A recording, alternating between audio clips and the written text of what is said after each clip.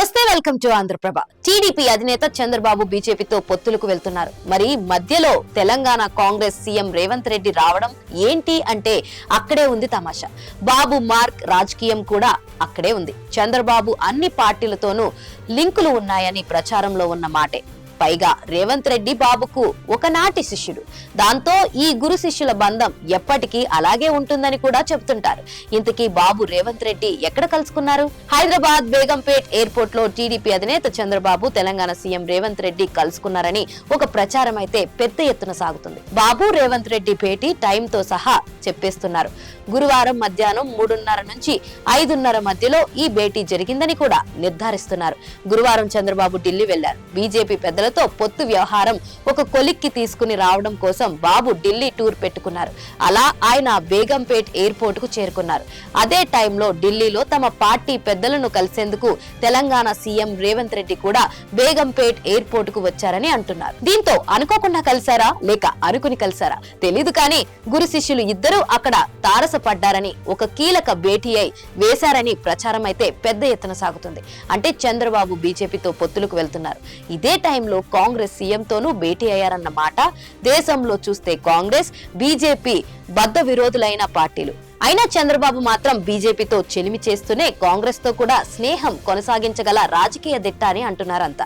ఇంతకు ముందు చూసుకుంటే బాబు బెంగళూరు ఎయిర్పోర్ట్ లో Karnataka deputy CM DK Shivakumar ని పక్కకు తీసుకుని వెళ్లి మరీ ఏకాంత మంతనాలు జరిపినది వీడియోలో తెగ వైరల్ అయింది. ఇప్పుడు రేవంత్ రెడ్డితో బాబు భేటీ ప్రచారంగానే ఉంది తప్ప దానికి సంబంధించి విజువల్స్ అయితే ఏది బయటకు రాలేదు.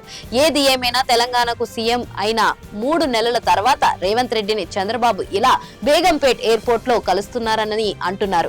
మరి ఈ కలయిక వెనుక మతలబులు ఏంటి అంటే ఏపీలో నెల రోజుల వ్యవధిలో ఎన్నికలు జరగబోతున్నాయి. దాంతో తెలంగాణ బోర్డు నుంచి డబ్బు ట్రాన్స్ఫర్ సాఫీగా సాగేలా చూసుకునేందుకే ఈ భేటీ అని ప్రచారం సాగుతుంది. అంటే అంతా సవ్యంగా చక్కబెట్టుకోవడానికే రేవంత్ రెడ్డితో ఈ భేటీ వేశారని తెలుస్తుంది. అంటే కాంగ్రెస్ దోస్తీ కావాలి, బీజేపీతో పొత్తు కావాలి. ఇది బాబు మార్క్ రాజకీయం అంటున్నారు.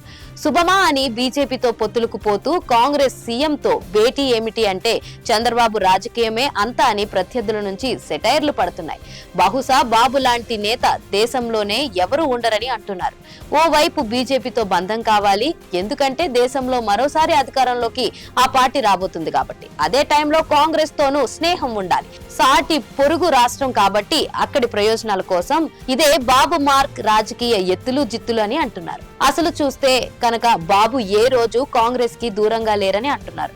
ఆయన 2018 నుంచి ఆ పార్టీలో ఉన్నారు. తెలంగాణ ఎన్నికల్లో నేరుగా పొత్తు పెట్టుకున్నారు. 2019లో రాహుల్ ని ప్రధానిగా చేయాలని దేశమంతా తిరిగారని గుర్తు చేస్తున్నారు. ఇప్పుడు కూడా బీజేపీతో పొత్తు పెట్టుకున్న కేంద్రంలో మెజారిటీ బీజేపీకి రాకపోతే కాంగ్రెస్ వైపు బాబు ఫిరాయిస్తారని అంటున్నారు. మరి ఇన్ని జిత్తులతో బీజేపీ వైపు వస్తున్న బాబుని చూసి కమలనాథులు మావాడే అనుకుంటారా, ఆయనతో పొత్తులు సవ్యంగా ఉంటాయనుకుని భ్రమపడతారా అన్నది చూడాలి.